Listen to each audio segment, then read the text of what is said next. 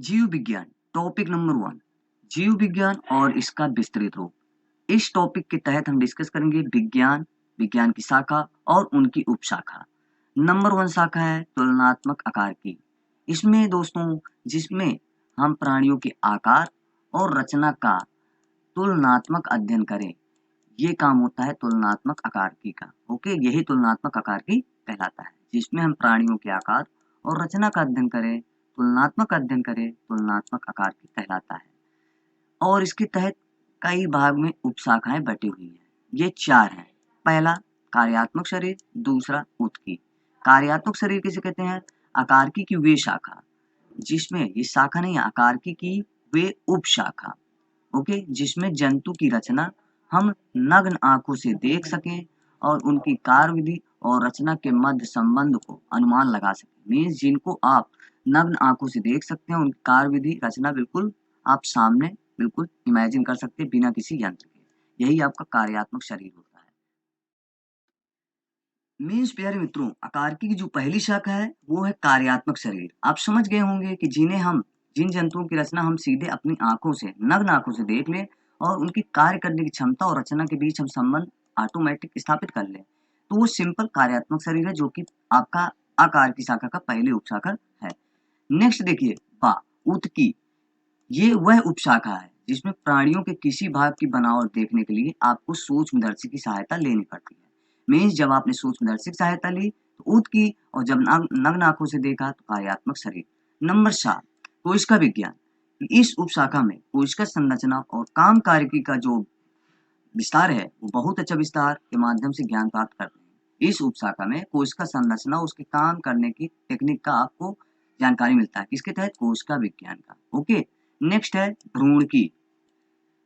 भ्रूण की नाम से पता चल गया होगा, भ्रूण की मीन्स भ्रूणकी विज्ञान। यहाँ देखिए इस उपशाखा के अंतर्गत प्राणियों के भ्रूण विकास का, भ्रूणीय विकास अथवा फूल से बीज और बीज से पौधा कैसे बनता है और अंडे से बच्चे का बनना कैसे संभव है, इसका बहुत ही गंभीर अध्ययन किया जाता है। मीन्स भ्रूण आप समझते हैं, किसी भी जीव की उत्पत्ति का जो पहला माध्यम होता है वो होता है भ्रूण। भ्रूण का विकास किस प्रकार होता है प्राणियों में? कोई भी प्राणी हो सकता है, वो मनुष्य हो सकता है, जानवर हो सकते हैं, पक्षी हो सकते हैं। इनमें से किसी भी भ्रूणीय विकास कैसे होता है, इसका अध्ययन भ्रूणकी विज्ञान के अंतर्गत होता है। 4 आपको मैंने उपशाखाएं बताई आकारिकी तुलनात्मक अध्ययन के तहत। ओके, भ्रूणकी और आपका। अब प्यारे मित्रों फटाफट हम सारी शाखाएं डिस्कस करते हैं। नंबर 2 शाखा है आपकी आकार की शाखा के बाद शरीर क्रिया विज्ञान। नाम से पता चलता है कि जिस शाखा में अंगों के कार्य और क्रियाओं का अध्ययन हो, उनकी रचना का नहीं। जिस विज्ञान शाखा में सिर्फ अंगों के कार्य और क्रियाओं का अध्ययन हो, वो आपकी शरीर क्रिया विज्ञान कहलाती है, रचना का नहीं होता। क्लियर? परिस्थितिकी नाम से पता चलता है जिसमें प्राणियों के पर्यावरण, परिस्थितिकी मतलब पर्यावरण, प्राणियों के पर्यावरण के संबंध का अध्ययन हो जिस शाखा में, वो आपका परिस्थितिकी विज्ञान है। नेक्स्ट है वर्गीकी विज्ञान। इस विज्ञान शाखा के अंतर्गत प्राणी जगत में किसी प्राणी विशेष का स्थान निर्धारित किया जाता है। मीन्स छोटे छोटे इनको एक पार्ट में डिवाइड करके अलग अलग कैटेगरियां बांट दी जाती है वर्गीकी विज्ञान में। ओके, नेक्स्ट है विकास। वे शाखा है जिसमें प्राणियों या जीवों की जो जीवाश्मी कथा है और उनके बड़े पूर्वजों की कथा का अध्ययन होता है, वो आपका विकास विज्ञान कहलाता है। समझ गए? नाम से पता चलता है विकास। विकास कैसे होता है? हमारे पूर्वज और कोई हैं, फिर हम उनके माध्यम से धीरे धीरे धीरे धीरे आपके परदादा, दादा, बाबा, पिताजी ऐसे पूर्वज होते हैं। ओके, तो इनके जीवों की जीवाश्म कथा का जो अध्ययन होता है, यही आपका विकास कहलाता है। कोशिका अनुवंशिकी।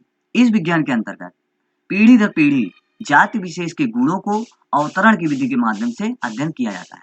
कोशिका अनुवंशिकी नाम से पता चलता है, कोशिका मतलब कोशिका और अनुवंशिकी मतलब पीढ़ी दर पीढ़ी। पीढ़ी दर पीढ़ी जाति विशेष के गुणों के अवतरण की विधि आदि का अध्ययन जिस विज्ञान के अंतर्गत किया जाता है, वो आपका कोशिका अनुवंशिकी कहलाता है।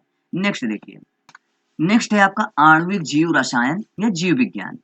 इस शाखा के अंतर्गत सजीव शरीर में जो जिंदा शरीर होते हैं, जो जिंदा लोग होते हैं, वो जीव भी हो सकता है, जानवर हो सकते हैं, प्राणी हो सकते हैं, मनुष्य हो सकता है, कोई भी हो सकता है।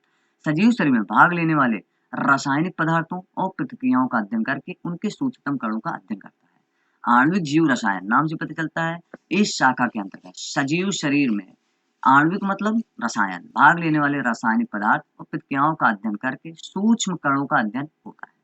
रासायनिक मतलब कि एक तरीके से रिएक्शन कराया जाता है रसायन के माध्यम से, और उसका प्रतिक्रिया क्या मिलता है, उस प्रक्रिया के बाद सूक्ष्मतम कणों का अध्ययन करके आणविक जीव रसायन जीव विज्ञान अध्ययन कहलाता है। 8वां है सूक्ष्मतम जीव विज्ञान। विज्ञान की 8वीं शाखा है सूक्ष्म जीव विज्ञान। नाम से पता चल गया है। इस शाखा के अनुसार सूक्ष्म क्या होते हैं? विषाणु और जीवाणु। इसलिए इसमें विषाणु और जीवाणु का विस्तृत अध्ययन होता है। और विज्ञान की आखिरी शाखा है अंतःस्राविकी विज्ञान। प्राणियों की अंतःस्रावी ग्रंथियां होती है ना, लार ग्रंथियां हो गई, यकृत ग्रंथि हो गई, ये सब अंतःस्रावी ग्रंथि है। तो जीव विज्ञान शाखा के अंतर्गत अंतःस्रावी ग्रंथियों और उनमें बने हुए हार्मोनों की रचना और उनके कार्य प्रभाव कैसे कार्य करते हैं, इसका जोरदार अध्ययन रिसर्च अंतःस्राविकी विज्ञान कहलाता है। तो इस प्रकार विज्ञान की बहुत सारी शाखाएं हैं और कुछ शाखाओं के अंतर्गत आपकी उपशाखाएं भी हैं। जैसे मैंने पहला बताया आकार की विज्ञान, उसके अंतर्गत 4 प्रकार की उपशाखाएं हैं। ओके, ये वीडियो अच्छी लगी हो तो सेकंड पार्ट कल ही मिलेगा। वीडियो को लाइक करें, शेयर करें, चैनल को सब्सक्राइब करें, घंटे बजा के। जय हिंद, जय भारत।